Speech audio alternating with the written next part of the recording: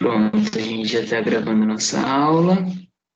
Vocês estão enxergando minha tela? Eu acho que sim, né?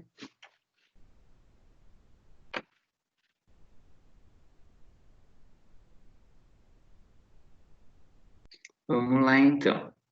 Bom, então hoje a gente vai iniciar a nossa unidade 3, né? Que a gente está falando aí sobre patologia das construções. Então, a gente vai conversar um pouquinho hoje sobre fissuras, trincas e rachaduras nas edificações, certo?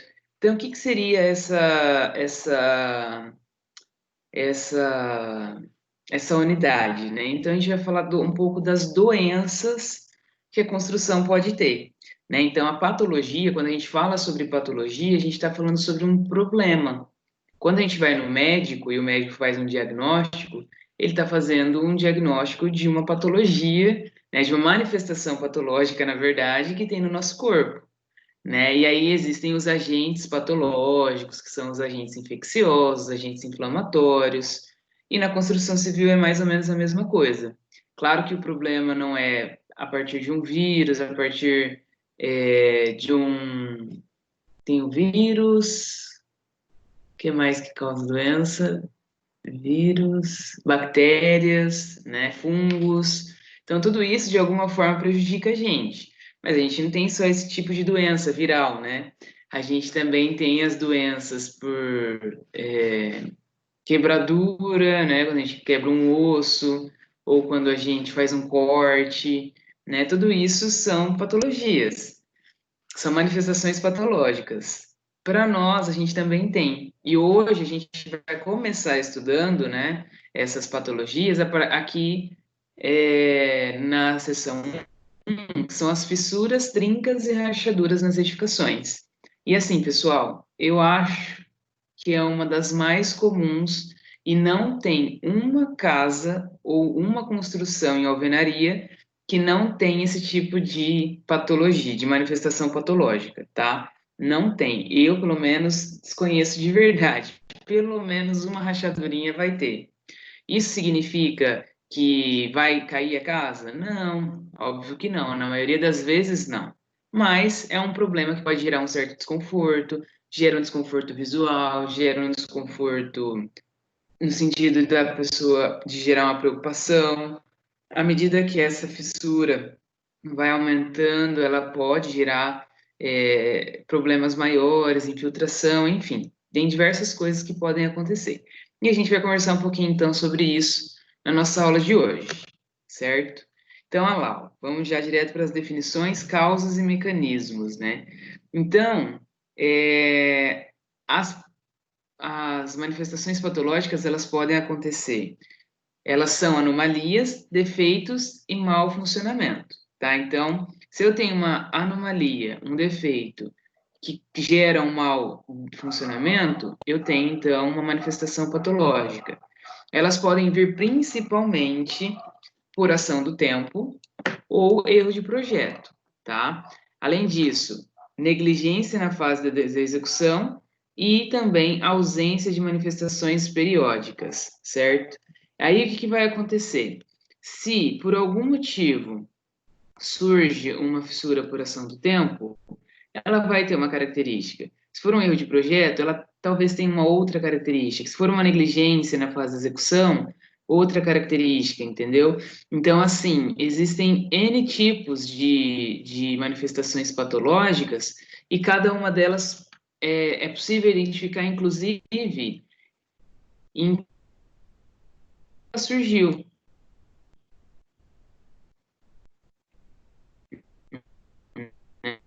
É, lógica em patologia, mas à medida que a gente vai estudando, à medida que a gente vai se aprofundando, observando os tipos de manifestações patológicas que existem, vendo as causas de cada uma delas, a gente vai relacionando. E aí, ao relacionar, a gente consegue aí identificar uma série de coisas e trazer a melhor solução para a correção dessas anomalias, né, dessas doenças. Aí, para, inclusive, solucionar, existe um gasto, né, com essa recuperação. Além disso, essas anomalias, elas podem ocasionar prejuízos acidentais, então elas podem comprometer a segurança da edificação. E, além disso, esses prejuízos eles podem ser muito grandes e dispendiosos para os governos. O que significa isso? Quando a gente está numa obra pública, por exemplo, que é onde acontecem muitos e muitos problemas, justamente por uma negligência na hora da execução, né? Porque os empresários, os construtores, eles querem economizar o máximo, eles tenham que eles entreguem uma obra que não é de qualidade. Aí o que acontece? A prefeitura da cidade, o governo do estado deveria fiscalizar, e tem até uma fiscalização, mas para não comprometer a imagem da prefeitura, não manter uma obra parada, às vezes os prefeitos eles acabam aceitando da forma como está, né? E aí depois acaba tendo que assumir um compromisso muito maior aí de correção, né? E só que assim, a gente sabe que, na verdade, eles acabam não corrigindo, né? E aí por isso, muitas vezes uma obra pública ela acaba de ser inaugurada com problemas, com manifestações patológicas, e na maioria delas por negligência na hora da execução. Então isso é muito ruim.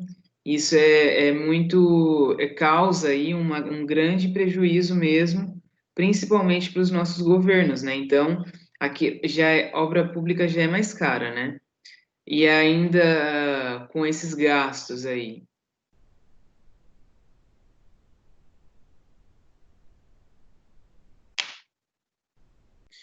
Nossa, minha internet ela tá bem ruim, mas eu tô achando que eu vou ter que comprar um cabo para conectar direto no roteador.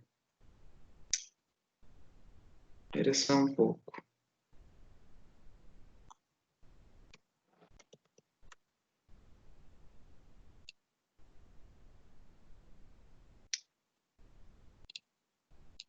Só um minutinho, eu vou ter que parar a apresentação.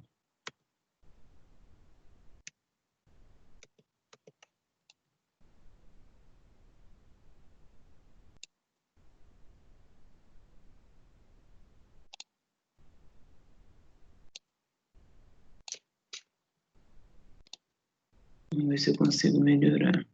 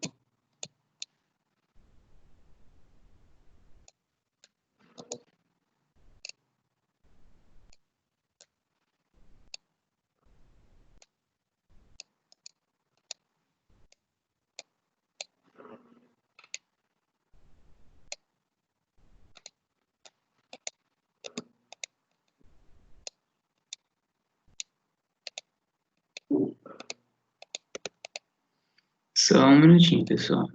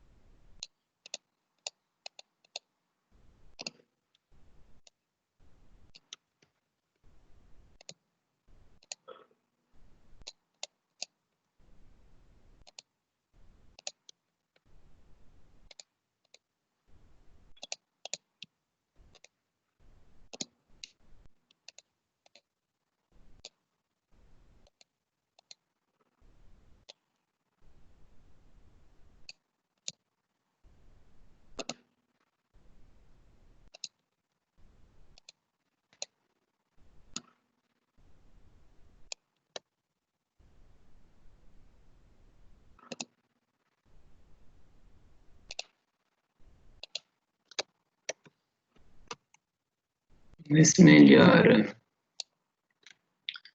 Tá, então, a gente estava falando aqui sobre os gastos, né, sobre os prejuízos. Então, aí, para evitar isso, é primordial, ó, primordial que seja dada atenção ao planejamento, projetos elaborados conforme as normas, obras executadas com as técnicas corretas. Isso aqui, pessoal, o principal agente causador de patologia, não executar as obras com as técnicas corretas. Respeito aos projetos, tá? E manter as manutenções de acordo com aquilo que está previsto, né? Até na NBR lá de desempenho, da norma de desempenho, que é a 15.575, faz parte, né, do processo de manter um bom desempenho a parte da manutenção, né? Ou seja, as pessoas, os usuários também são responsáveis por manter o desempenho correto das edificações. Então, manutenção faz parte e ela evita que manifestações patológicas aconteçam, né? Então, por isso é que é necessário, sim, a manutenção.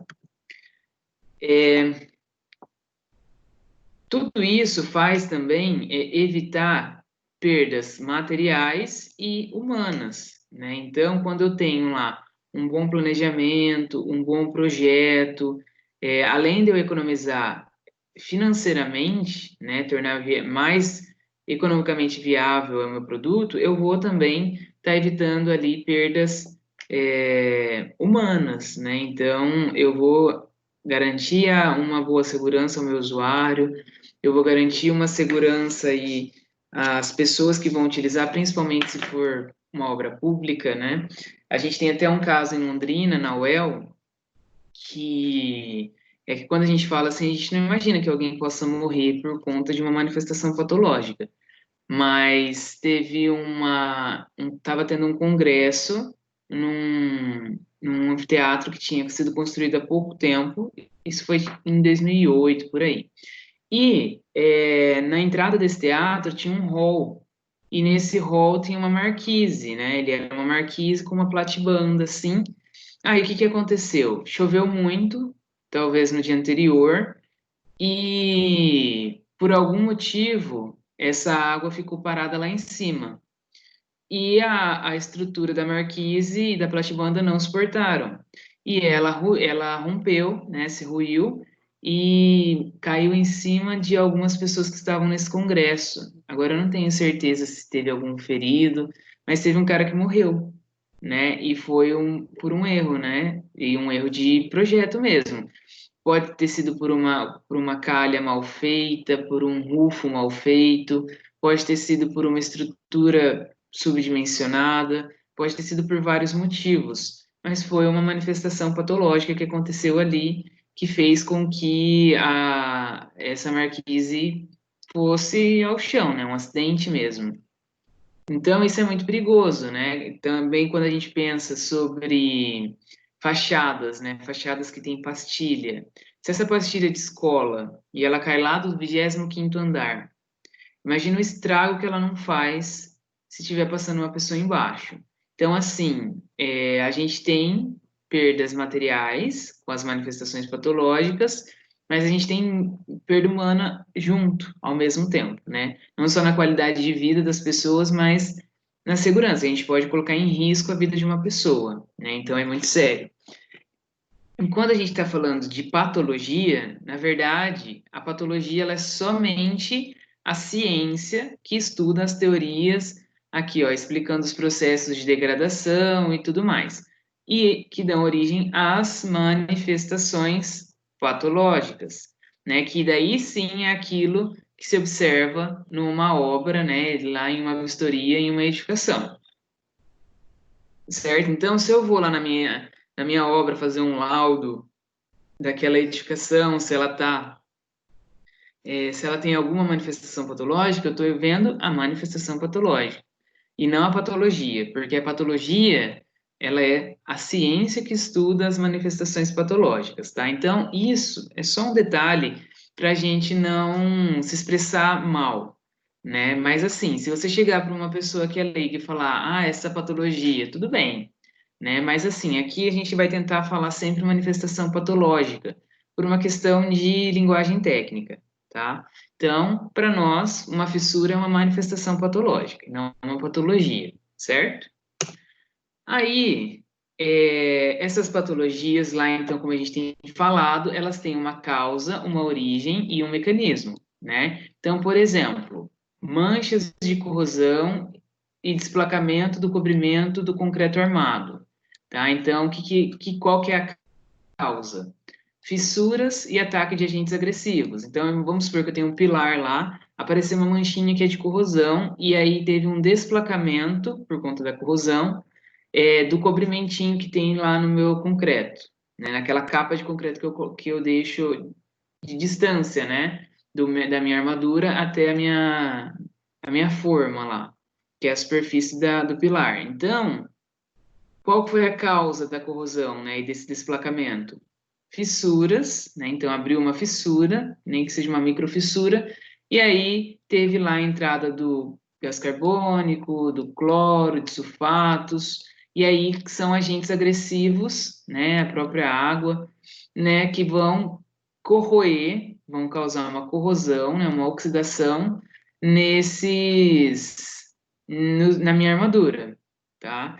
E aí vai ser um problema, essa é a causa. Qual que foi a origem, né, desse problema? Pode ter sido um erro de projeto, pode ter sido uma execução ou pós-entrega. Ou pode ter sido também uma má qualidade dos materiais. Então, ela pode ter acontecido em qualquer momento, ó, na fase de projeto, na fase de execução, ou na fase de pós-entrega, por uma má qualidade de materiais, certo? Qual que é o mecanismo de degradação? A corrosão da armadura, a reação expansiva do aço com oxigênio e água, por exemplo, né, que adentram a estrutura. Então, primeiro a armadura se corrói e depois ela se expande e causa o desplacamento. Então, esse seria o mecanismo, né, da manifestação patológica. Então, assim, se a gente conseguir explicar as nossas manifestações patológicas a causa, a origem e o mecanismo de degradação, é muito mais provável que a gente consiga solucionar ela de uma forma mais eficiente, mais eficaz, né? Se muitas vezes eu não consigo identificar a causa ou a origem, ou como isso aconteceu, às vezes é difícil a gente identificar uma solução que seja boa, né? Mas, enfim, o desafio é justamente esse. Não é tão óbvio, né, em certos casos, mas, como eu disse, com a experiência e se vocês escolherem seguir uma carreira nessa área, a experiência ela vai dar muito subsídio, ela vai dar muito know-how, né, para vocês conseguirem solucionar de forma correta muitas e muitas manifestações. Algumas são mais comuns, outras nem tanto, né? As mais comuns, a gente sempre leva em consideração as mesmas causas, as mesmas origens, o mesmo mecanismo de degradação. Mas, em certos casos, é difícil identificar. E aí precisa, sim, de um estudo ali de caso mais aprofundado, às vezes até um acompanhamento para ver o que está acontecendo, e aí sim é possível identificar. Do contrário, é só se for algo muito comum, certo? Mas a gente vai estudar aqui alguns casos que já vai dar um pouco dessa possibilidade para nós.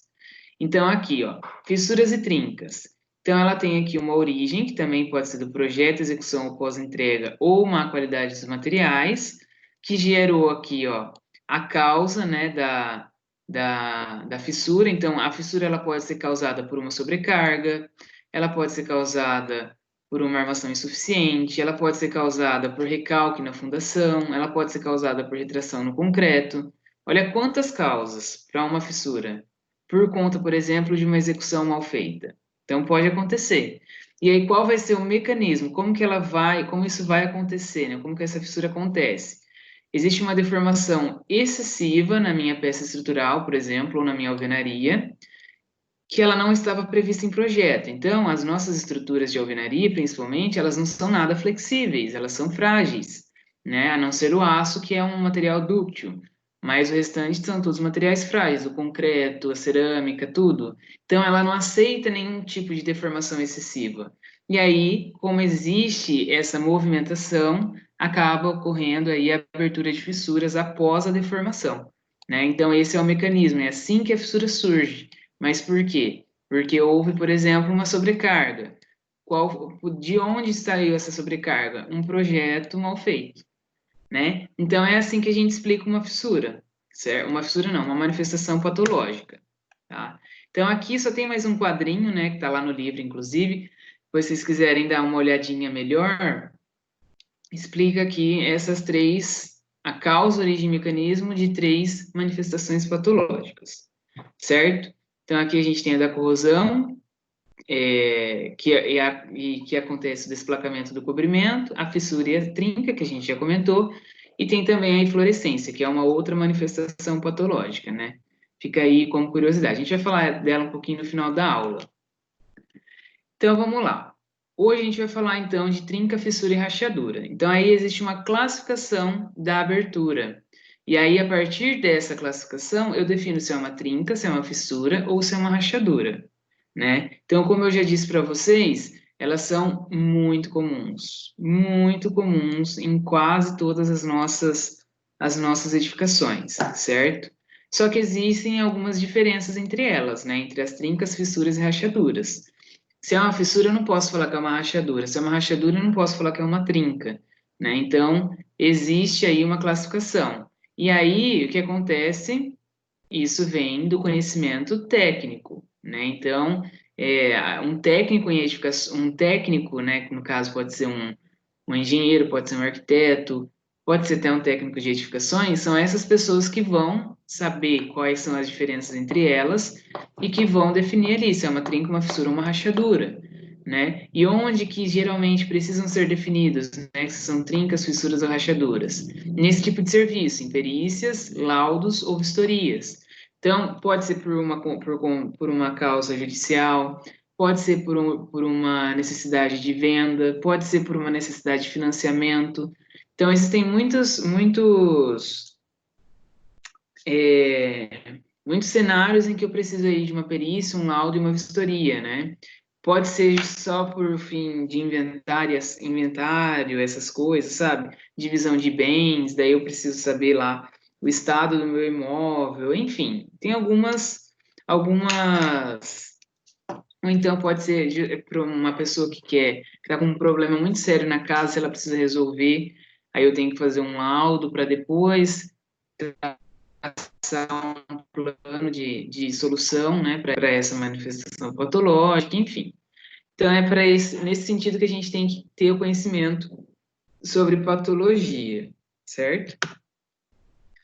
Aí aqui, ó, existem duas referências que a gente pode utilizar como para classificar as aberturas das fissuras.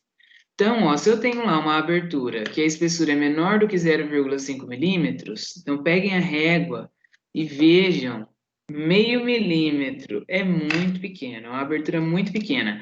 Essa abertura é uma fissura, né? Se ela tiver de meio milímetro a 1 milímetro, é uma trinca. Se tiver de 1 milímetro a 1,5 milímetros, é uma rachadura.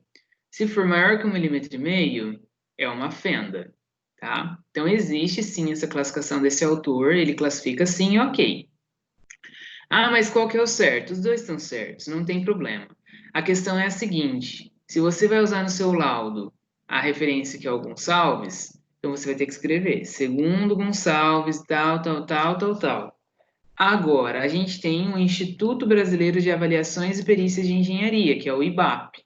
Então, se eu estou fazendo uma perícia judicial, é melhor eu usar o IBAP do que o Gonçalves. Não desmerecendo o Gonçalves, mas o IBAP ele já é o próprio Instituto Brasileiro de Avaliações e Perícias.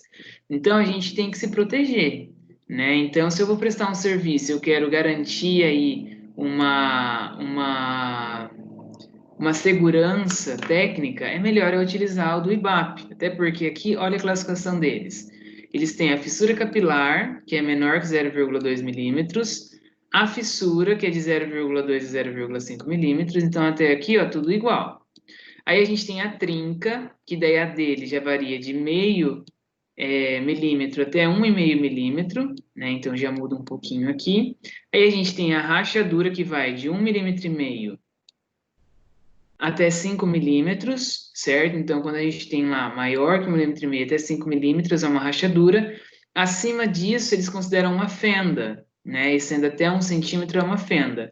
Acima de 1 centímetro, que é 10 milímetros, são 10 milímetros, já é uma brecha, né? Então, a gente tem outras classificações, então acaba ficando um pouco mais, um pouco mais específico, assim, sabe? Então é melhor a gente trabalhar com esse tipo de classificação, a do IBAP.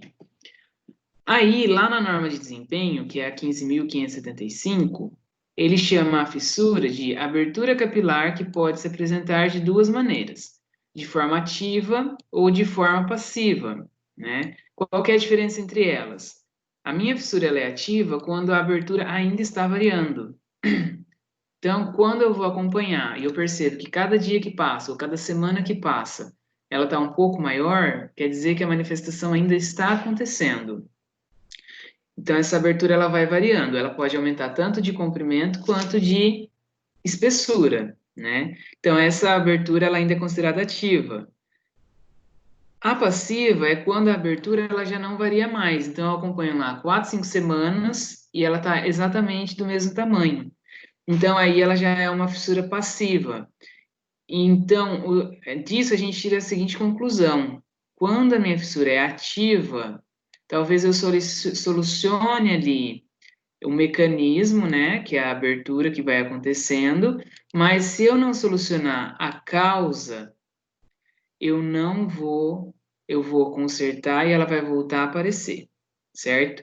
Então, se ela ainda está ativa, não adianta eu tratar o mecanismo ali de um mecanismo patológico, tá? Só a manifestação que acontece ali.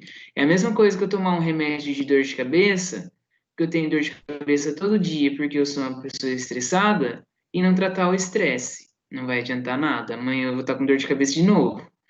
Então é a mesma coisa. Agora, se existe essa abertura ali, ela já não está mais variando, consertar, ela já não tem mais uma causa, ela já meio que finalizou ali tudo que ela tinha que abrir, e aí eu vou solucionar, e aí sim não vai mais ter nenhum tipo de abertura.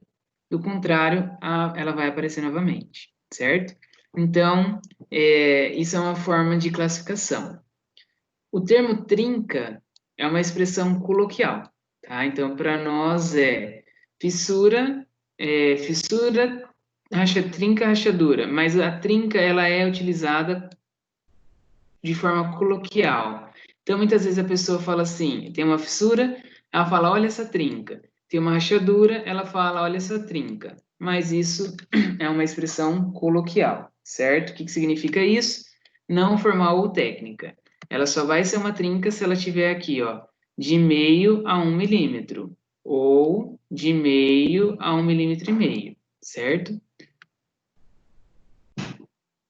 Então, aqui, ó, mecanismo de surgimento. Como que surge as nossas fissuras, rachaduras e trincas?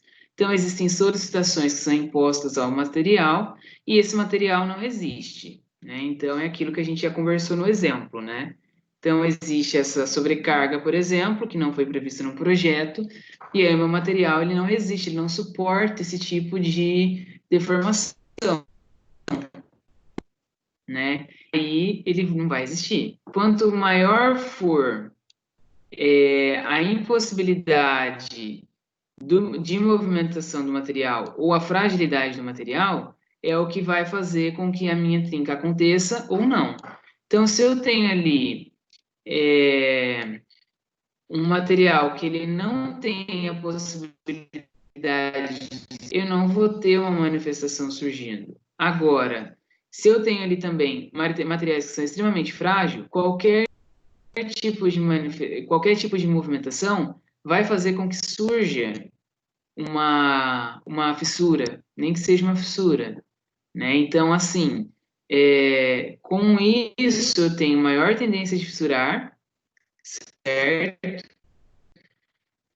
mesmo o frágil, ele tem um elevado módulo de elasticidade. Então, isso faz com que ele tenha pouca variação ali de, tipo, pouca possibilidade de movimentação, né? Então, aqui, ó, o módulo de elasticidade, ele é, aqui eu tenho ó, um diagrama de tensão-deformação, né? Lá no diagrama de tensão-deformação, a gente tem essa região aqui, que é a região elástica. O que significa isso? É uma região linear aqui, ó. Então, enquanto a tensão do meu material estiver aqui nessa linha, ele tem uma deformação elástica. Então, significa que se eu tirar a tensão aqui desse material, ele retorna aqui para o tamanho que ele era. Passou dessa região aqui, a gente já tem uma região de escoamento, né? Para materiais que são frágeis, nem o escoamento tem direito, aqui ele já rompe. Para materiais que são dúcteis, ele tem esse comportamento aqui, né? Então, ele sobe lá em cima e depois ele se rompe, depois de formar um monte. O que acontece? E é o meu módulo de elasticidade. Quanto maior o módulo de elasticidade, maior é essa inclinação. Então, se eu tento para cima, quer dizer que o quê? Que eu aceito pouca deformação, ó. Ó, a região elástica, ela diminui muito, né? Então, ó, se eu tenho uma região elástica aqui mais inclinada, ó, imagina que eu tivesse essa reta mais inclinada aqui para baixo. Então, olha o tanto de deformação que ele ainda aceita na região elástica. É bastante. Agora, quando essa inclinação é muito, muito para cima, eu tenho uma pouca região aqui de deformação. Essa pequena região de deformação significa que qualquer deformação que eu tenha, eu já vou fissurar, ele já não vai suportar. Então, é aí que está o problema. Então, quando o material ele tem um alto módulo de elasticidade e que ele é um material frágil, né, que ele é um material mais cerâmico e tudo mais, ele acaba tendo maior tendência a fissurar, certo? Aí, quais são as causas das minhas fissuras? Então, pode ser uma causa interna, que a gente chama de causa endógena, ou uma causa externa, que são as causas exógenas. Então, o que seria uma causa interna? Ó, a retração ou alteração química do material. Movimentação causada por temperatura ou por entrada e saída de água, certo? Que é movimentação higroscópica. Sobrecarga na minha edificação, sismos, que são tremores, escavações, que acabam tirando ali uma parte, imaginem lá, um solo, esse solo é retirado, e aí esse solo era o que ajudava na contenção ali da estrutura, então escavação é gerar movimentação. E infiltrações, que também gera aqui uma variação higroscópica, uma movimentação higroscópica. E além de muitas outras causas, tá? Essas são as principais. A maioria das causas das fissuras, elas são externas, mas existem muitas causas internas, principalmente ainda no momento da execução, né? Que é quando a gente tem retração lá, por exemplo. Mas a maioria das causas já são externas em locais aí que em edificações mais antigas, né? Aí aqui a gente tem um fissurômetro, né, que é uma medida das fissuras. Então, se eu tiver essa reguinha aqui, eu chego com ela lá na minha fissura e vejo em qual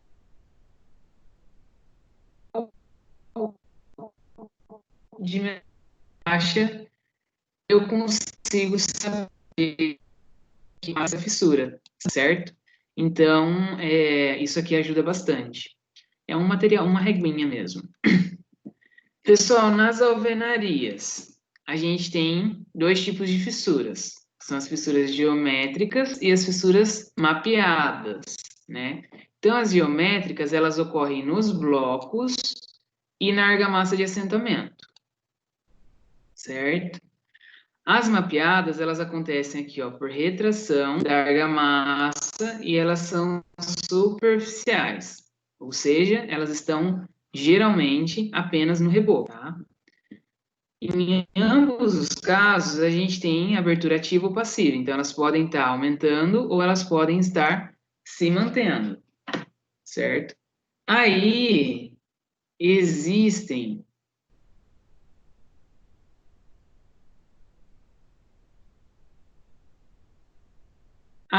existem fissuras que elas têm diferentes origens, né?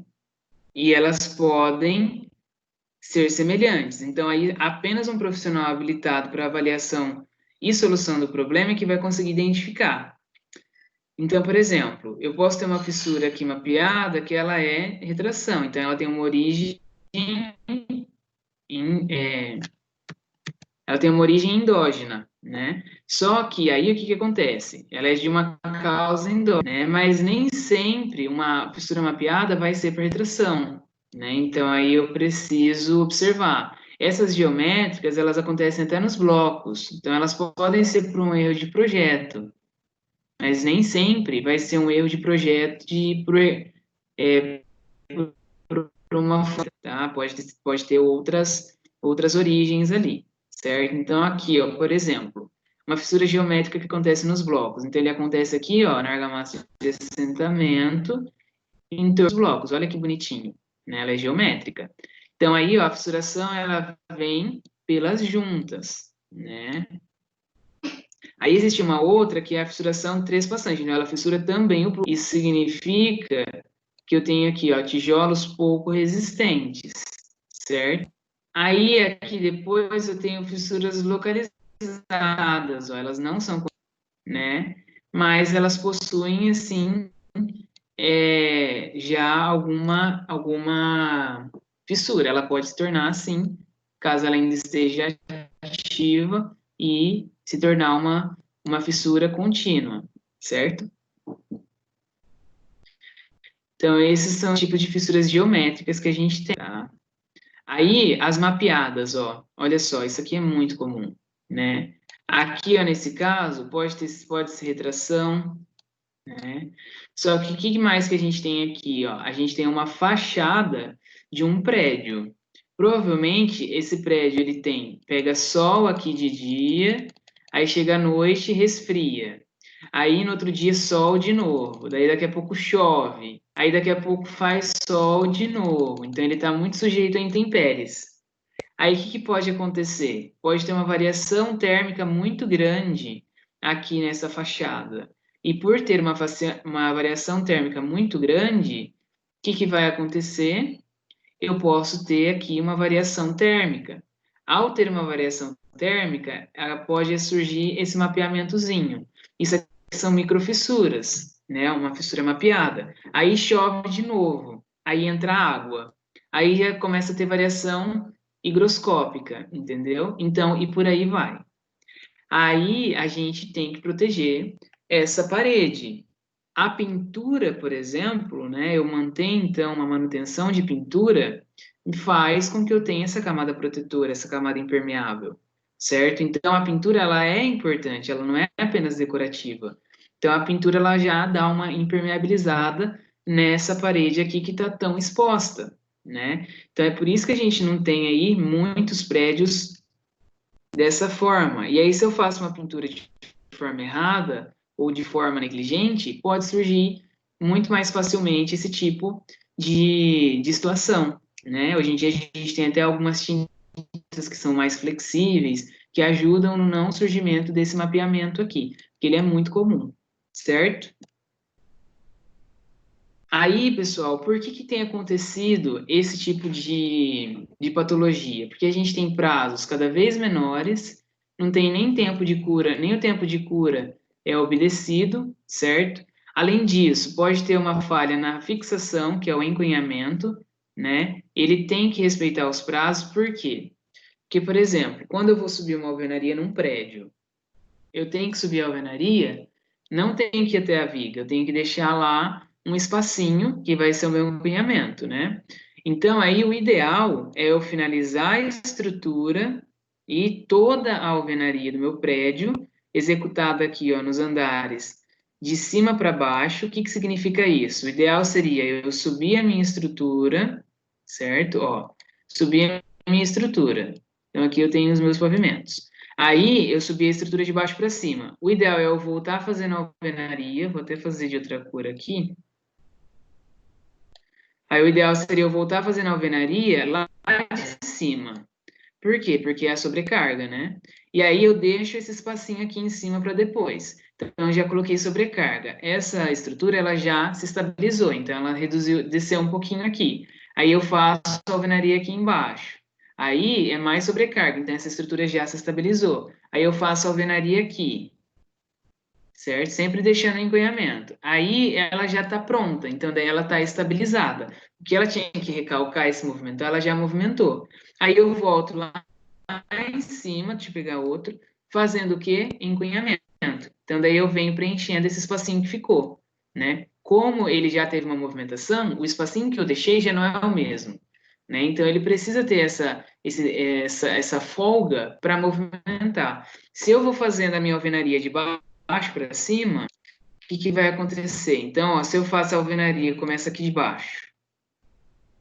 Aí eu já preenchi tudo. Quando eu vou colocar essa alvenaria em cima, é uma sobrecarga na minha estrutura. Então ela vai ter movimentação. Só que agora eu já não deixei espacinho, folga, né, para ela respirar. Então o que ela vai fazer? A tendência é que ela faça o quê? Fissura. Então daí ela vai fissurar aqui, ela vai fissurar aqui, ela vai fissurar aqui, certo? E aí essas fissuras vão surgindo ali na hora da execução mesmo, entendeu? Então isso é muito ruim, ó. Imaginem que eu vou colocando sobrecarga, ela não tem possibilidade de movimentação, e aí ela vai tendo aí essas fissurazinhas ao longo da minha parede, tá? Então, por isso que o ideal é fazer aqui dos andares de cima, opa, de cima para baixo, certo? Vamos continuar. Tá? Então, o que está sendo explicado aqui nesses outros pontinhos é exatamente isso. E nem sempre é possível respeitar essa ordem, na verdade, quase nunca, né? Mas daí, como a gente não respeita essa ordem, a gente pode utilizar o encunhamento aqui como uma proteção. Então, eu deixo para fazer o encunhamento no final. Aqui, ó, o encunhamento é isso. Então, eu deixei essa folguinha e fui para o meu andar de cima. E coloquei a alvenaria aqui.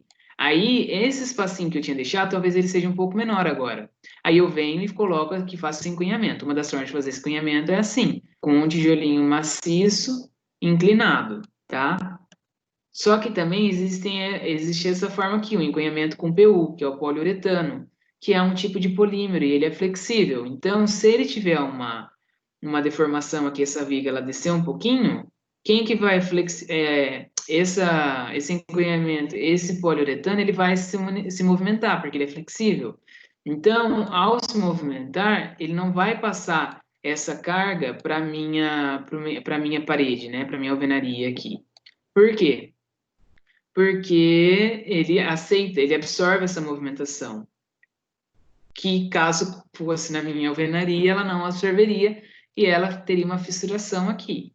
Então, nesse sentido, o engunhamento ele salva as nossas paredes, certo? Isso aqui é feito quando eu tenho obras de prédios, né, que são obras altas. Então, é isso, certo? É uma possibilidade. Aqui, ó, um encaminhamento com outro tipo de argamassa, que é a argamassa polimérica. Ela já é uma argamassa um pouco flexível, ela tem uma flexibilidade, não tanto quanto o poliuretano, mas ela já ajuda aí nesse sentido, tá? Isso é quando eu quero deixar um espacinho pequeno aqui em cima, tá? Então, daí eu faço isso, ou poliuretano ou argamassa polimérica. Então, aqui, ó, a manifestação na alvenaria. As causas delas, então, são por sobrecarga, variação de temperatura, deformação dos elementos estruturais, recalque de fundação, que funciona mais ou menos como a deformação do elemento estrutural, e retração ou expansão, né?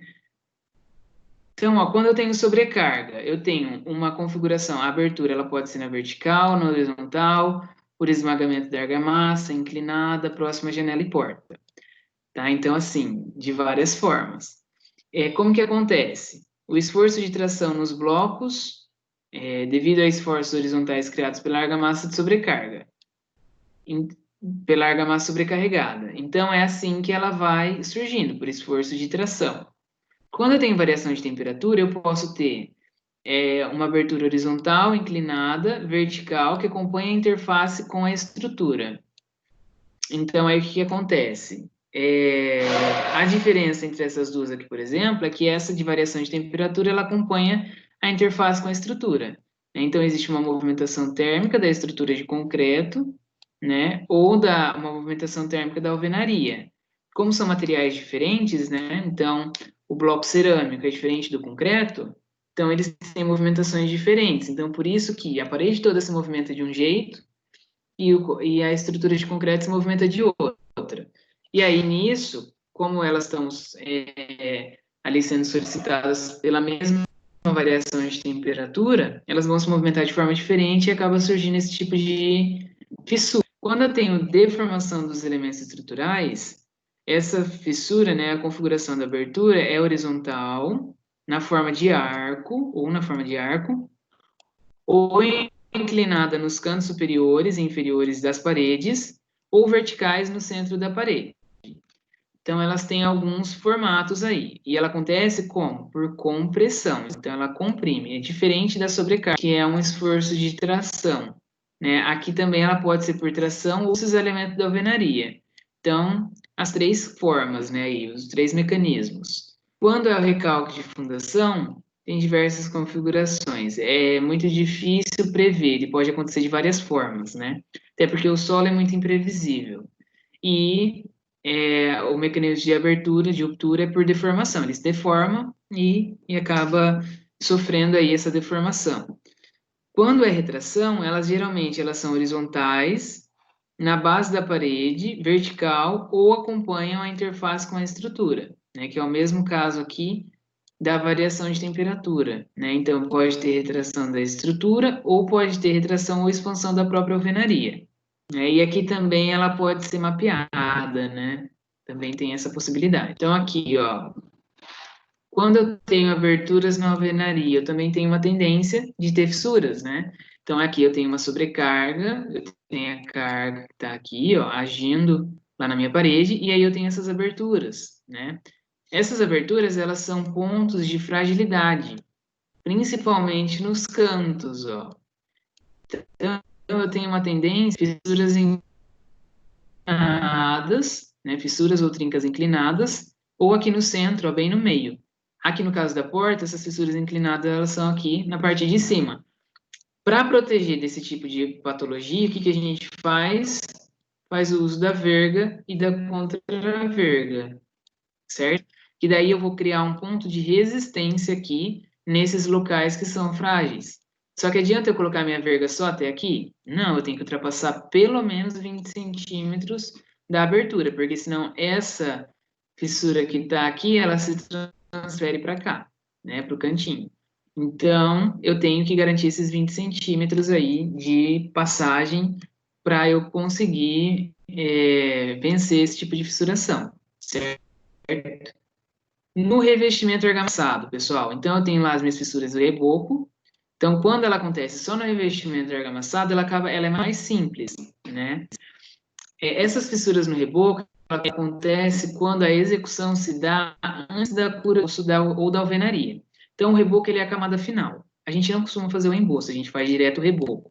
Mas quando eu não tenho a cura da argamassa, da alvenaria, assentamento, pode ser que eu tenha fissuras aqui no reboco. Por quê? Porque ele vai puxar a água do revestimento argamassado. Então, ó, as causas dessa fissura no reboco é pela perda de água, e aí ela vai fazer essa fissura em forma de mapa, né? Então, isso é a retração. Então, eu tenho um material que endurece mais rápido por conta da perda de água e aí causa retração. A retração são tensões e a formação de aberturas de mapeamento.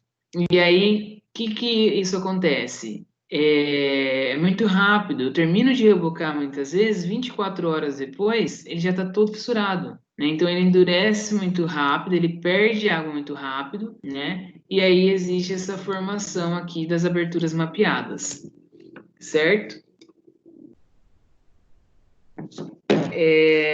Nos estados mais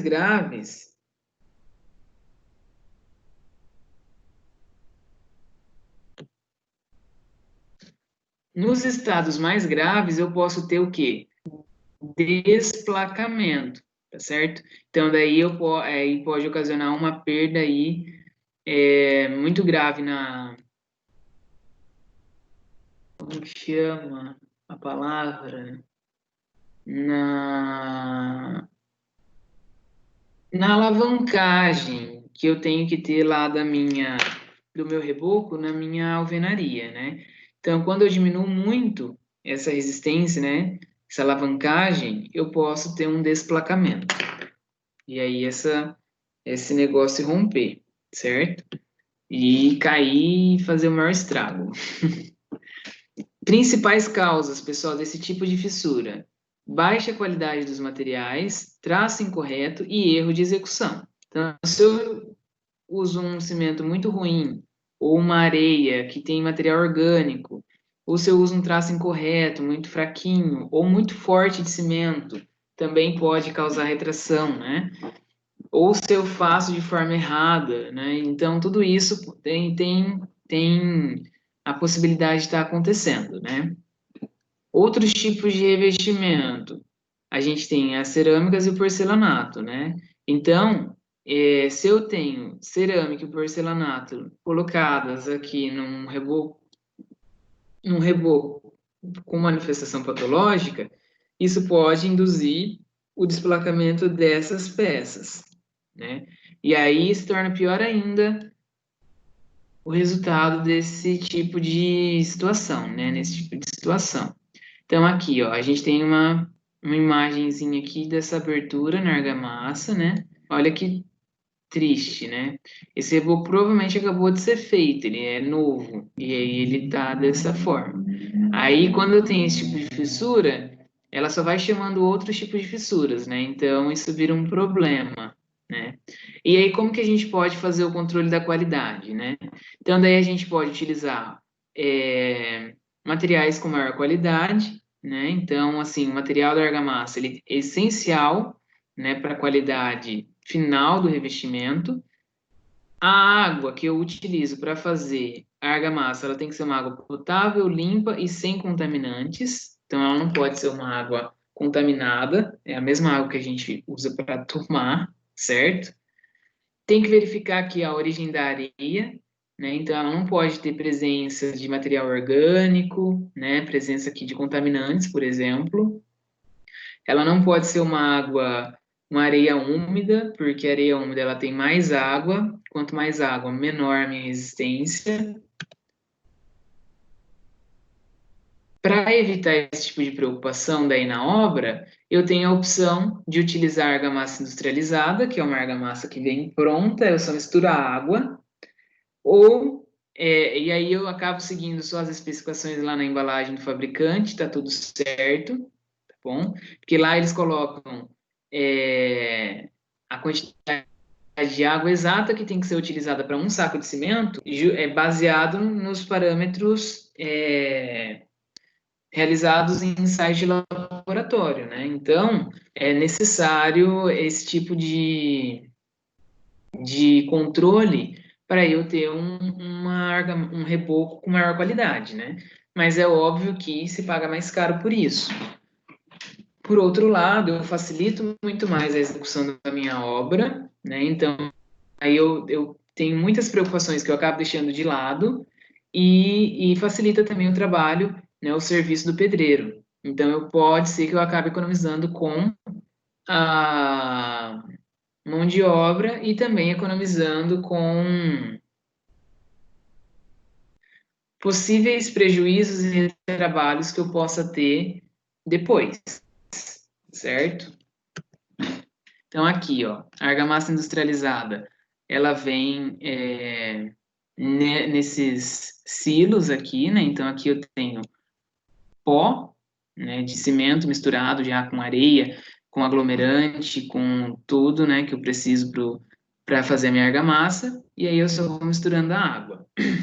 Ela pode vir também em sacos, né, de 50 quilos, 20 quilos, para obras menores, mas para obras maiores eles têm esse silo. Pode também ter essa argamassa estabilizada. O que é argamassa estabilizada? é uma argamassa que ela não endurece, ela endurece em 24 horas. Então, ela tem um aditivo estabilizante aqui, que eles colocam esse aditivo, e ela dura 24 horas.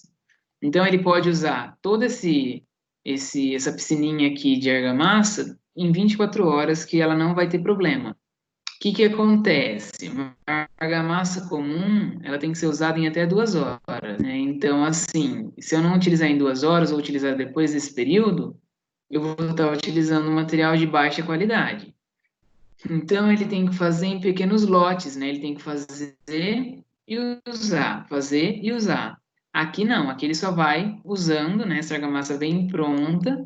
Em 24 horas, ele tem 24 horas para gastar essa, né? Depois disso, ela já começa a ficar ruim, né? E ela começa já o processo de cura, né? Então, por isso é que isso também é quando ela está aqui dentro, né? Quando ela é aberta na parede, daí ela já começa o tempo de. Ela tem o tempo de abertura lá, e aí ela começa já o processo de cura, né? Então, quando ela é jogada na parede, ela já começa o processo de cura.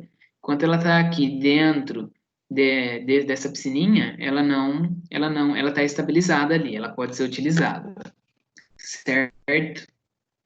Aí, pessoal, se eu estou com um problema no meu reboco, é pelo ensaio de arrancamento, né? Então, o ensaio de arrancamento, ele é determinado aqui pela norma 13.528 e 13.749, né? Então,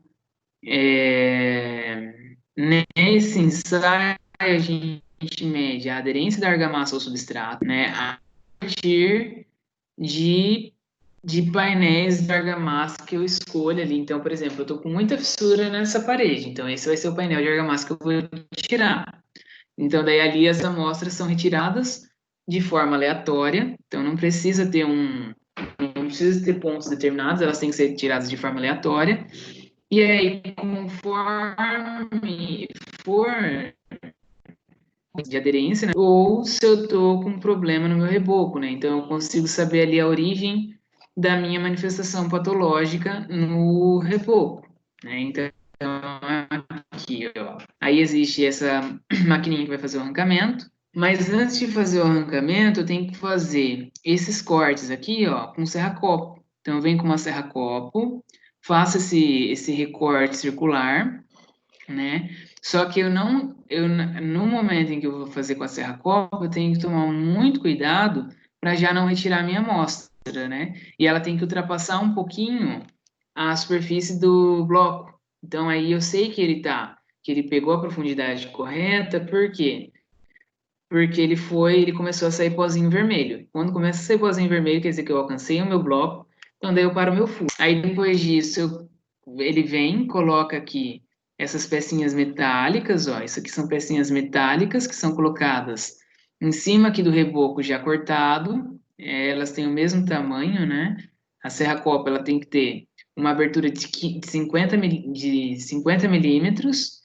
Aí depois ele vem nesse buraquinho aqui, ó, ele acopla um parafusinho com esse arrancador, que é a máquina de ensaio, e aí ele vai girando essa manivela aqui até puxar, até arrancar o meu corpo de prova. E aí, quando ele arranca, ele tem aqui a tensão que ele utilizou, a força que ele utilizou para arrancar, e tem também o formato da ruptura. Então, aí a gente consegue ver aqui dentro onde que ele se rompeu. Se ele se rompeu na argamassa, se ele se rompeu no bloco, tá? Então, aqui, ó, ele coloca e vai puxando, né? Isso aqui é um ensaio para testar a argamassa em si, e não necessariamente testar o reboco, né? Então, ele está fazendo um ensaio em laboratório. Aí aqui, ó, os tipos de ruptura que a gente pode ter. Então aqui a gente tem a argamassa, aqui a gente tem a cola que a gente usa para colocar essa pastilha metálica. E daí aqui vai ser acoplado o meu arrancador lá. Aí aqui eu tenho o chapisco, né, entre argamassa e substrato, que o substrato é a alvenaria. Então ele pode ter aqui, ó, 7 tipos de ruptura. Então a ruptura tipo A vai ser o quê? Ela vai se romper toda no substrato. Isso significa que a minha camada de chapisco está boa e a camada de argamassa está muito boa, né? Aí eu posso ter também a ruptura tipo B, que vai romper aqui na interface entre a substrato e o chapisco, ou seja, o meu chapisco falhou. Aqui eu vou ter a minha ruptura no chapisco, então aqui eu tenho uma nova falha do chapisco. Aqui eu tenho uma ruptura na interface entre o chapisco e a argamassa, então essa alavancagem aqui falhou. Aí depois eu posso ter uma ruptura só na argamassa. E eu posso ter uma ruptura também na interface entre a argamassa e a cola, que é muito difícil acontecer, porque essa cola ela é muito forte, justamente para isso não acontecer. E o caso que não tem como, é muito difícil acontecer, romper aqui na interface cola, a não ser que a minha cola seja muito ruim, porque essa cola que é utilizada é uma cola de alta resistência, né?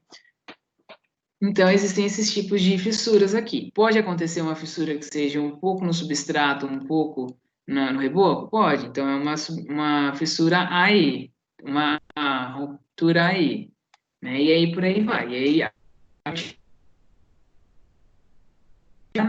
né? Onde que está acontecendo o problema, certo? Então, aqui, ó. E agora as manifestações patológicas em fachadas, né?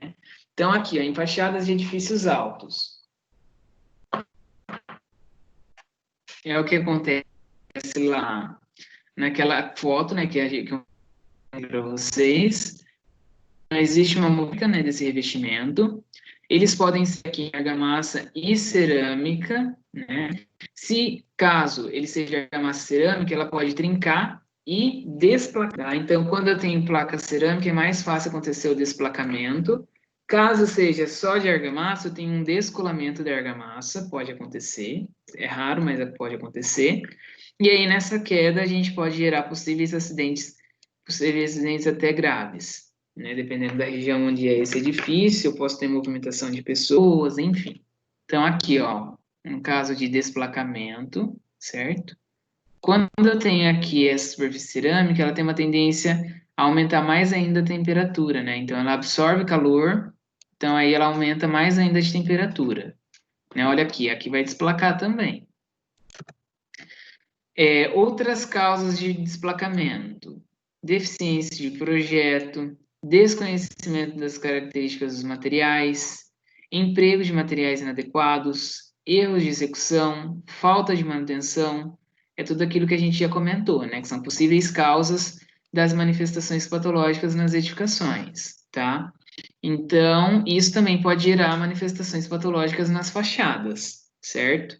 E aí, ó, a NBR 13.755, ela dá aqui algumas recomendações sobre os detalhes de projetos para fachadas. Então, o que que falta ali? O que que faltou aqui, ó? A gente vê uma fachada, uma juntinha aqui, né? Mas a gente tem que ter uma posição correta das juntas de movimentação. Isso é obrigatório. Se eu não tiver essas juntas que permitem a movimentação do meu material, ele vai desplacar, ele vai ruir. Então, eu não posso, eu tenho que levar em consideração essas recomendações e esses detalhes aqui dessa norma, porque daí eu vou conseguir manter uma segurança, né? Então, uma segurança para mim mesmo, né? De execução. Então, essa norma é a norma que fala sobre revestimentos cerâmicos de fachadas e paredes externas com a utilização de argamassa colante. Então, ele fala lá desde o projeto, execução, inspeção e aceitação. Como, então, fazer esse procedimento, né? Então, ela é uma norma importante quando se trata de revestimento de fachada, né? Então, aqui, por exemplo, ó, ele tem a junta horizontal, que naquele prédio a gente tem, né? Só que ele também tem a junta vertical, né?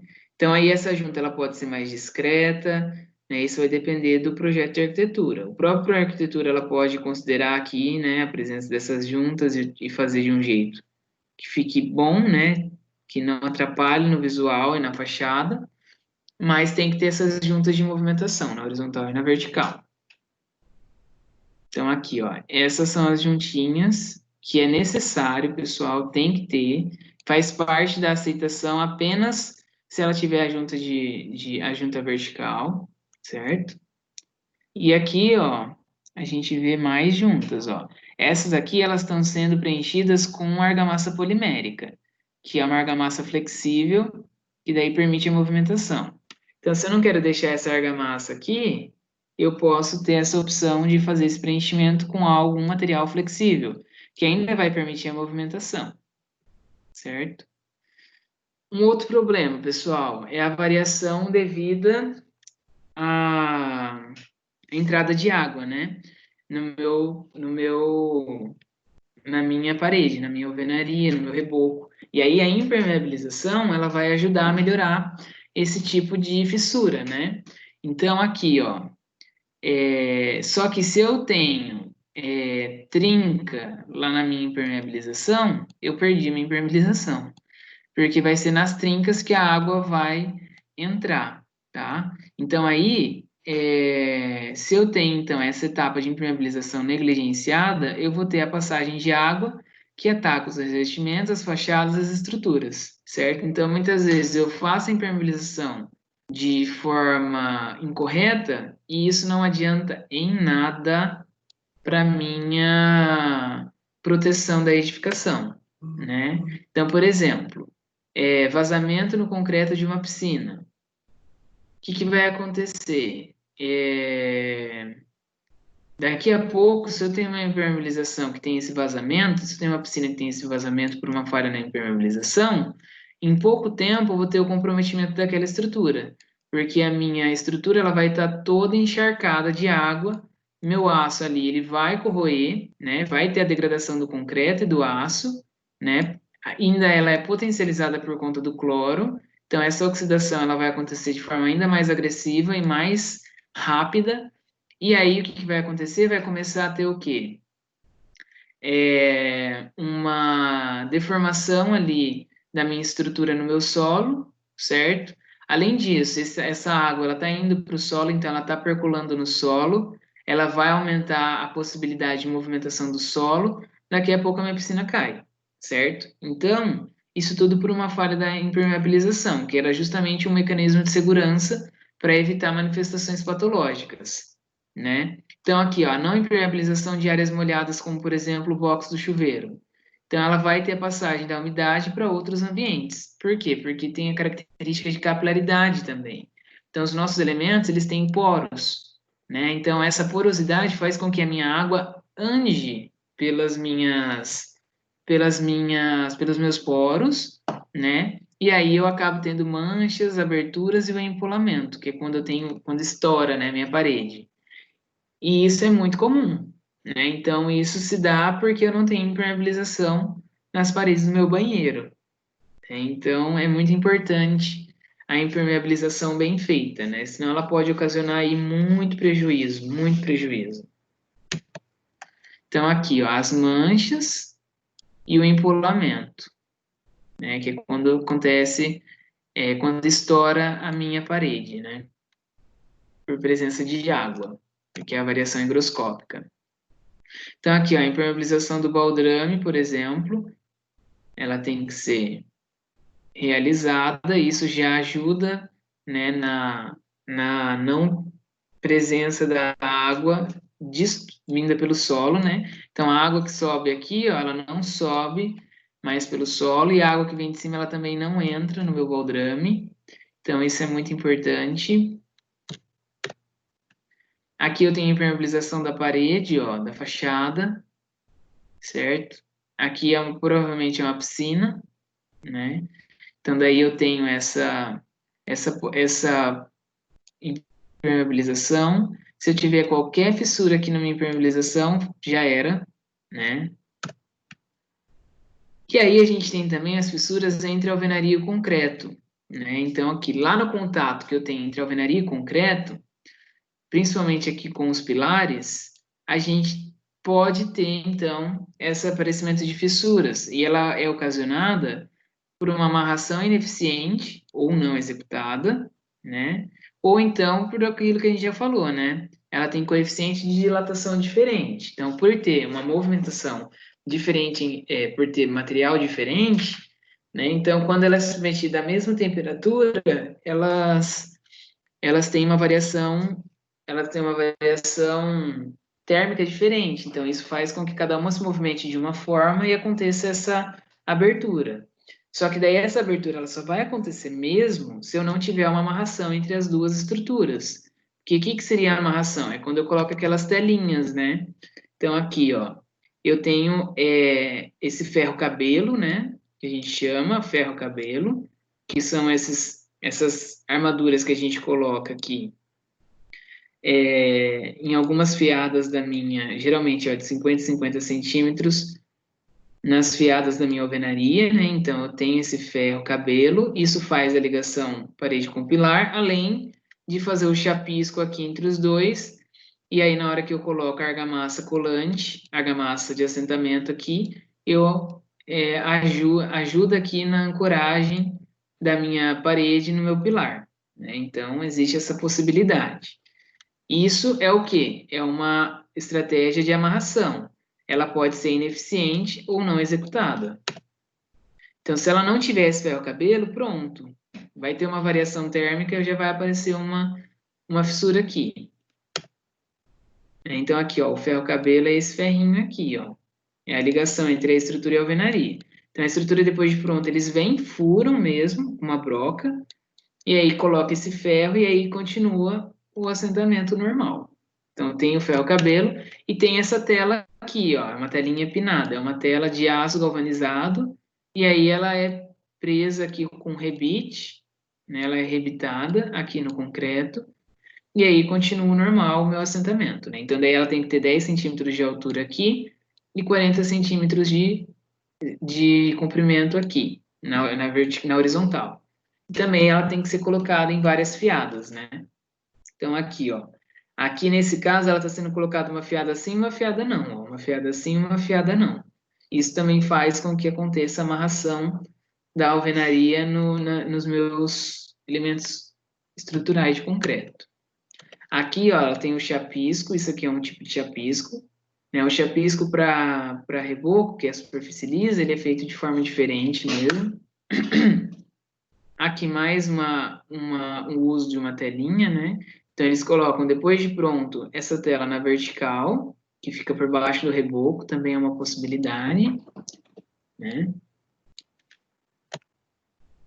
E aí, a gente tem o recalque, né? Então, daí a gente tem o recalque de fundação e o recalque diferencial, que então o recalque ele é uma outra causa de manifestação patológica de fissura, né? Fissura, trinca ou rachadura. Então, tem o recalque da fundação. Ele pode ser ocasionado por ele pode ocasionar diversos problemas nas edificações, né? E ele pode ser ocasionado por diversos problemas no meu solo, né? Então, ele é uma movimentação não prevista pela estrutura, né? Muito menos pela vedação e os demais sistemas. Então, quando acontece esse recalque lá na minha fundação, devido a uma movimentação do solo, isso movimenta toda a minha estrutura. E quando movimenta toda a minha estrutura, pronto, né? O problema já está feito aí, certo? Aí, esse recalque, a diferença do recalque de fundação e do recalque diferencial é que no recalque diferencial eu tenho magnitude diferente, né? Então, acaba tendo uma separação entre as partes da edificação. Então, é um recalque mais sério, né? Então, aí eu acabo tendo uma abertura generalizada. Então, essa abertura, ela vai, muitas vezes, de cima a baixo ali na minha edificação. Então, é quando eu tenho um recalque realmente grave, né? Uma movimentação grave no meu solo, que coloca até em comprometimento a minha estrutura, né? Da minha edificação. Quais são os motivos, né? Então, pode ter sido um problema de projeto ou na execução da fundação, um abalo sísmico, né? Que é um terremoto, ou uma escavação e vibração na vizinhança, né? Então, muitas vezes, se eu estou num prédio ou numa casa, e do lado da minha casa vai ser construído um prédio com subsolo, eles vão ter que fazer uma escavação profunda, né? Às vezes, até mais de 20 metros. Então, se não tiver uma boa contenção, pode ter um recalque diferencial ali no meu solo, e aí, nossa, destruir a minha casa, né? Então, é, é uma coisa muito séria. Inclusive, pessoal, falando nisso, isso é um outro tipo de laudo que a gente pode fazer. Então, quando a gente vai fazer uma construção grande, num local que já tem outras edificações vizinhas, antes de iniciar a minha construção, eu tenho que visitar cada uma delas fazer um laudo sobre qual é o estado atual delas. Por quê? Porque muitas vezes as pessoas se aproveitam e começou uma construção, ela vai lá e fala que uma trinca que já existia na casa dela surgiu depois dessa construção. É possível perceber, entender, sim, a idade dessa trinca, mas nem sempre isso é possível. Então, se a pessoa falar e eu não fui verificar antes, tirar foto, fazer um laudo de cada casa que tem na minha vizinhança, para depois ver se realmente surgiu por conta da minha construção, que daí sim a culpa é minha, então aí eu tenho que arcar com as consequências. Então, existem laudos e vistorias de vizinhança também. Então, ele serve para proteção ali da construtora que está construindo um prédio novo numa vizinhança que já tem edificações nos terrenos vizinhos, certo? Quando eu tenho recalque de fundação, então, essas fissuras elas geralmente são inclinadas, mas elas podem ter aberturas variadas. Então, elas podem ser desde uma microfissura até uma fenda, né? Então, aí a gente tem que ir acompanhando, medindo para poder fazer isso, né? Então, daí, ó, uma forma de melhorar a qualidade da edificação é utilizando essa batistaca. Só que quando eu utilizo essa batistaca, ela causa um abalo, um tremor, né? Então, aí, se eu tiver edificações vizinhas aqui, elas podem sofrer esse tipo, elas podem sofrer por esse tipo de impacto que a batistaca causa, né? Então, a gente tem que tomar cuidado com as técnicas que a gente utiliza para poder executar as nossas fundações, certo? Então, aqui, olha a abertura por recalque. Aqui é uma abertura grave, né? Ela é uma fissura geométrica, ó. Só que aqui, olha só que engraçado. Ela pegou um bloquinho ruim, né? E aí ela tem esse formato inclinado. Então, ela só não abriu reto aqui porque o bloco resistiu. Mas se não tivesse o bloquinho, ela provavelmente teria uma abertura bem inclinada aqui, né? Então, esse caso é abertura por recalque.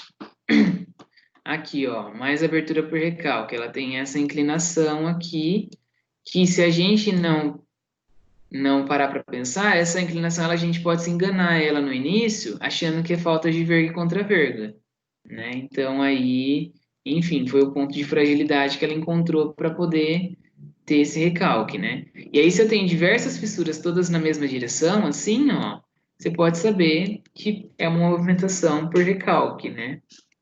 Então, aqui embaixo, ó, tem um solo que não foi previsto, essa presença desse solo diferente aqui, e aí ele não é resistente, não é um solo resistente, tão resistente quanto esse, e aí eu já tenho um problema que pode ocasionar um recalque diferencial. Aqui, ó, interferência no bulbo de tensões. Então, quando eu tenho uma edificação, a minha fundação, ela se protege de que forma, né? Então, aqui eu tenho minha fundação. Essa fundação, ela pega a resistência desse solo todo aqui, ó, certo?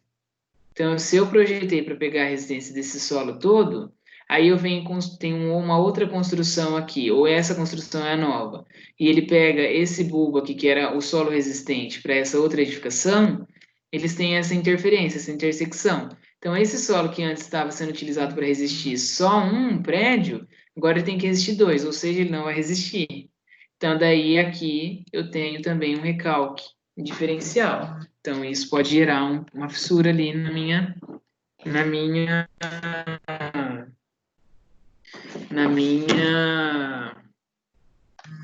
na minha edificação, né? Aí depois eu tenho a manifestação no concreto, né? Então, daí a NBR 6118, que é a norma de estruturas de concreto, ela fala que ela traz o estado limite de deformação de fissuras, né? Então, o estado limite, ele é exatamente o momento quando se inicia a formação de aberturas. Então, eu vou dimensionar a minha estrutura abaixo desse estado limite, né? Que daí eu não posso ultrapassar a resistência à tração máxima do concreto, né? Então, eu tenho lá um concreto que resiste a 25 MPa de compressão, a resistência dele à tração vai ser 10% da resistência à compressão. Então, daí a resistência à compressão dele é 2,5. Então, se eu tiver lá um concreto que está sendo solicitado a tração A 2,5 MPa eu já não posso utilizar. Eu tenho que utilizar mais concreto, por quê? Porque eu não posso considerar esse estado limite de formação de fissuras, né? Eu não posso ultrapassar disso, porque eu ultrapasso o limite da confortabilidade do usuário, né? Então, eu tenho que garantir aí que não apareça fissuras, né? Então, muitas vezes isso não é alcançado, porque as fissuras surgem. Em concreto, na verdade, na estrutura é mais raro isso acontecer, né? Quando eu tenho um subdimensionamento mesmo. Mas elas podem surgir. Então, lá no meu projeto, eu já garanto que isso não aconteça, né? É, a NBR também, ela considera o risco de corrosão do aço, né? Em peça que tem fissuração excessiva. Então, por isso que eu tenho uma espessura mínima de recobrimento, né? O que que significa isso? Lá na minha seção transversal do concreto, o que que eu tenho? Eu tenho a área central de concreto, nos cantos, em cima e embaixo, a gente tem a armadura de aço, né? E elas são colocadas bem no máximo em cima e no máximo embaixo, por quê? Porque daí ela vai ter um aproveitamento melhor ali do meu aço, né? Se eu colocar muito no centro da minha viga, eu não tenho um bom aproveitamento desse aço, né? Por isso que eu coloco nos cantos, né? Nas extremidades. Só que eu não posso colocar exatamente na extremidade, porque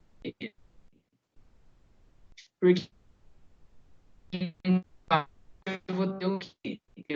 Desse aço com o meio ambiente que corroer ali o meu aço. Então, eu tenho que deixar um cobrimento mínimo, é no mínimo a espessura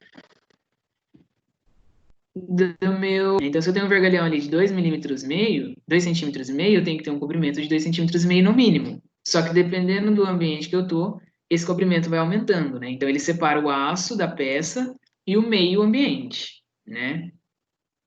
Por quê? Porque se eu tiver contato com o meio ambiente, eu vou ter corrosão ali do meu aço, né?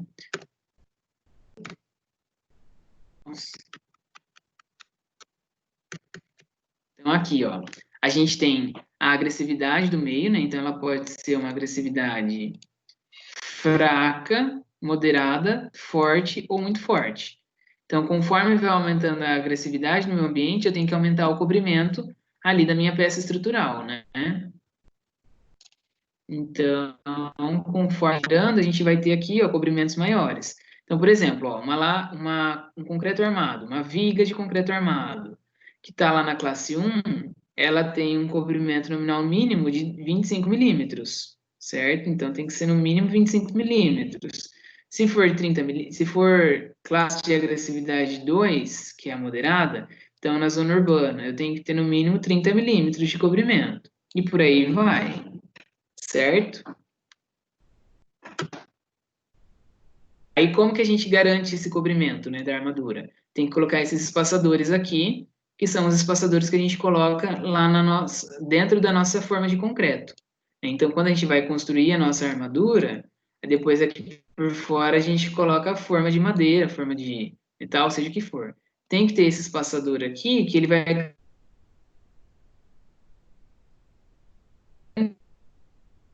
Então, aí isso faz com que eu garanta que eu tenha o cobrimento mínimo necessário, certo? Então, a gente desse espaçadorzinho. Então, pessoal, a presença de fissuras no concreto, ela é inevitável. Por quê? Porque ele é um material frágil com baixa resistência à tração. As nossas estruturas, elas estão a todo tempo sofrendo uma traçãozinha, né? Muito grande de água no começo, eu vou ter fissuração, né? Justamente porque o material ainda não possui resistência absorvendo ali as tensões sem ter tido a cura, né, total. Então, isso é a retração. Então, o nosso objetivo é controlar os valores máximos de abertura de fissura. Então, ele não pode ultrapassar, né? Ele tem que ficar ali para abertura de fissuras, né? Então, eu não posso ultrapassar esse limite. É assim que funciona.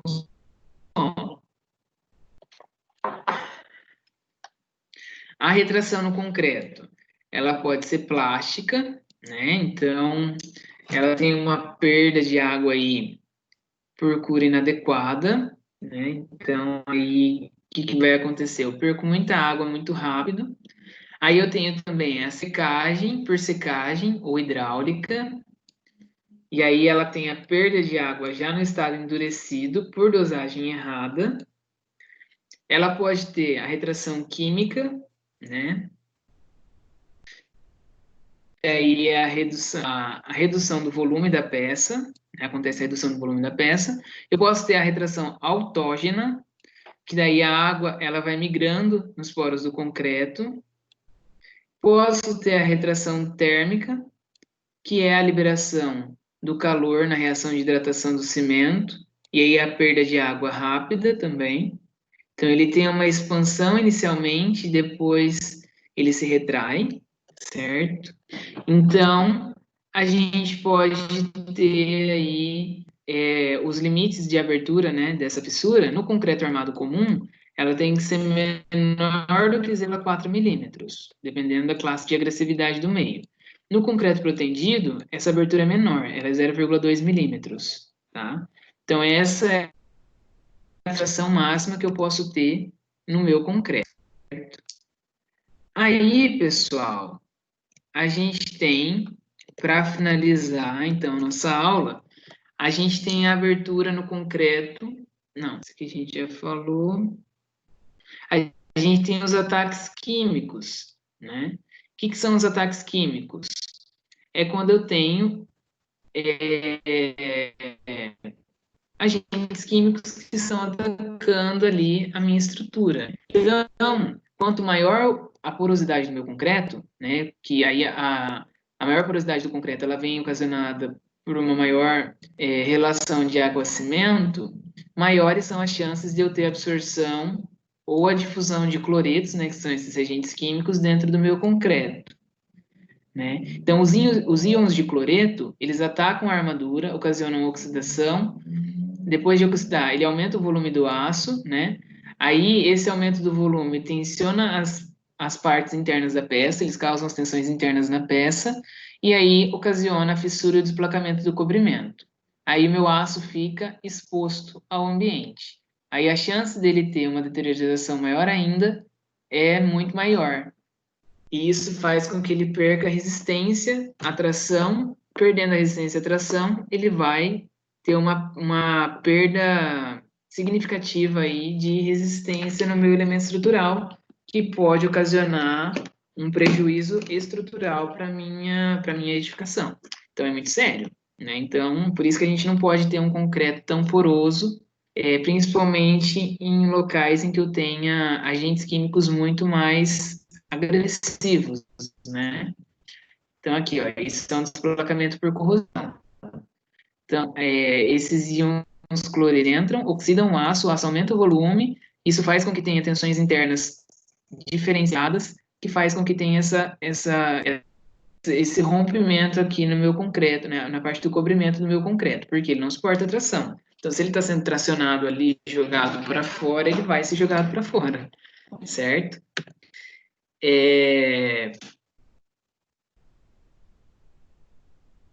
Aí, para proteger o concreto, né, quando eu estou em meio básico, que é o pH elevado, né, então pH aproximadamente de 12,6, o que vai acontecer? Eu tenho que ter uma proteção no aço, certo?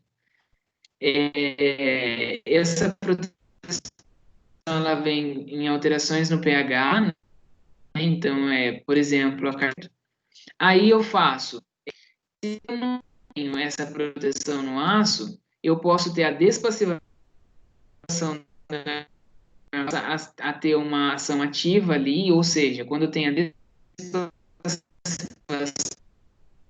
começa o material, e por isso ele vai estar mais suscetível à corrosão. O que significa isso? A corrosão ele vai reduzir a minha seção transversal do meu material.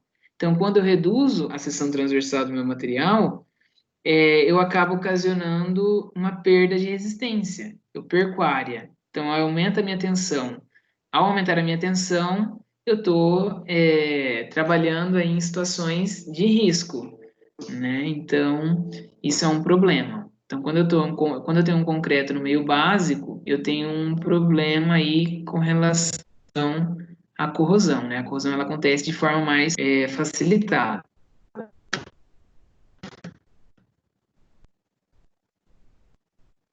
processo da carbonatação, né? Então, como que acontece a carbonatação? A partir da face externa da pedra. Existe a difusão do gás. Então, ele vai ser, ele vai invadir, né, a minha peça de concreto.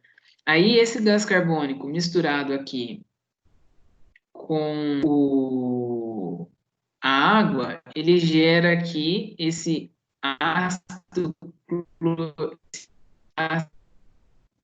que é o ácido H2CO3, que é justamente o agente que causa a carbonatação. Aí, aqui, se ele está no meio básico, o que vai acontecer? Ele vai se misturar com esse carbono básico aqui, né? Isso aqui é uma base, né? E aí ele vai ter a liberação de água e ele vai ter a liberação aqui desse elemento químico que vai ser justamente a carbonatação, né? Então, ele vai ter um desprendimento de material mesmo, do meu aço, certo?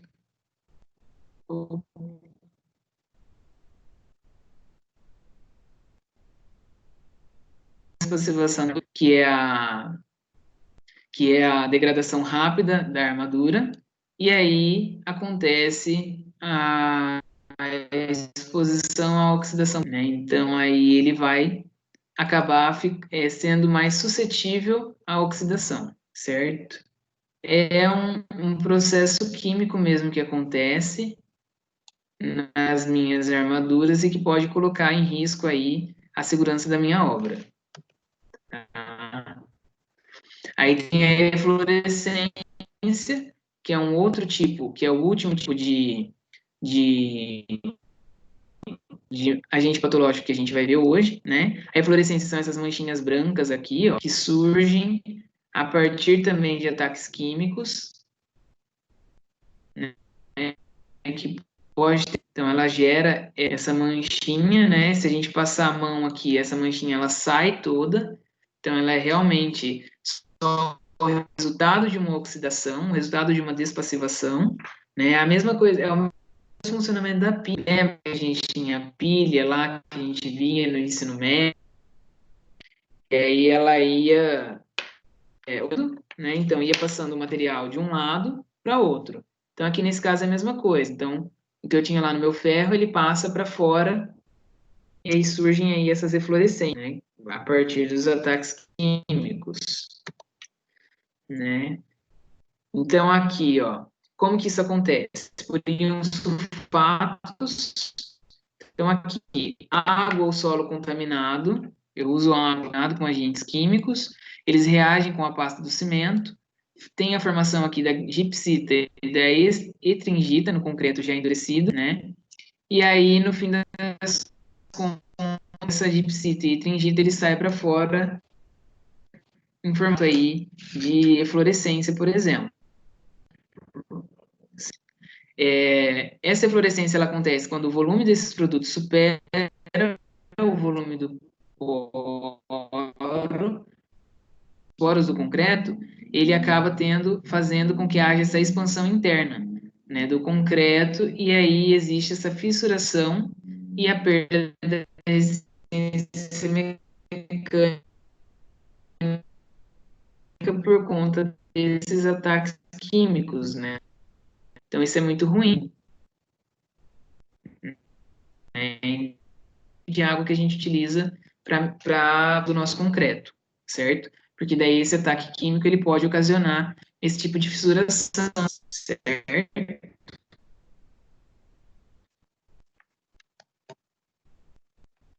Então aí, para isso a gente tem que ter os controles de materiais para evitar esse tipo de situação. Então, ó, A gente tem que ter o controle dos aditivos que a gente usa, da areia que a gente usa, dos cimentos.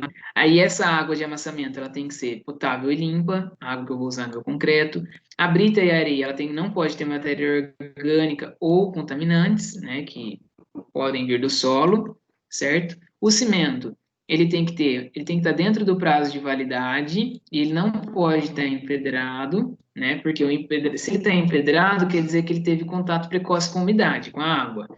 Então, quer dizer que ele já não tem mais a mesma qualidade, ele já não vai ter mais as mesmas reações químicas acontecendo. Então, a chance dele ser um concreto mais poroso é maior. Se ele é um concreto poroso, ele vai estar mais suscetível a água de ver. Então, isso faz com que eu possa ter um problema, certo?